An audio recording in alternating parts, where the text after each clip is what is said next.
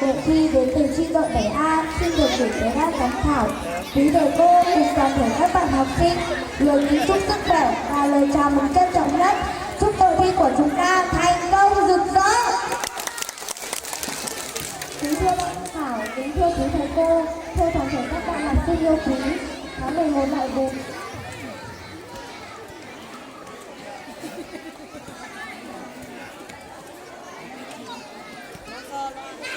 Loa ốc ai hình nó.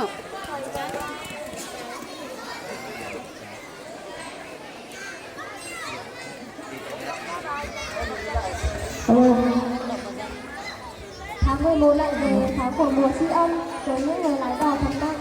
Trong mỗi người chúng ta ngồi ở đây, chắc chắn ai cũng từng có người thầy, người cô mà mình khắc ghi trong lòng. Bác Hồ đã khẳng định, không có người vị anh hùng nào không qua bàn tay chăm sóc của người mẹ, cũng không có một bậc vĩ nhân nào không qua bàn tay rèn giũa dạy bảo của người thầy.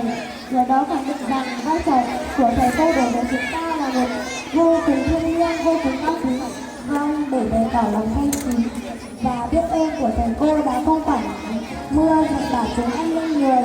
Nhằm hướng tới kỷ niệm Ngày Nhà giáo Việt Nam 20 tháng 11, tập thể lớp 7A chúng em xin được gửi tới quý vị thầy cô và các bạn phần dự thi văn nghệ với chủ đề nhớ ơn thầy cô. Chương trình dự thi gồm 2 tiết mục: một song ca lời thầy cô của nhạc sĩ Phạm Hải Đăng do bạn Hoàng Diệp và Thái Bảo trình bày, 2 múa người lái đò thầm lặng do các múa biểu diễn.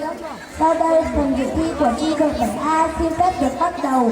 Xin toàn thể hội thi hãy cổ vũ cho chúng em một tràng pháo tay ạ.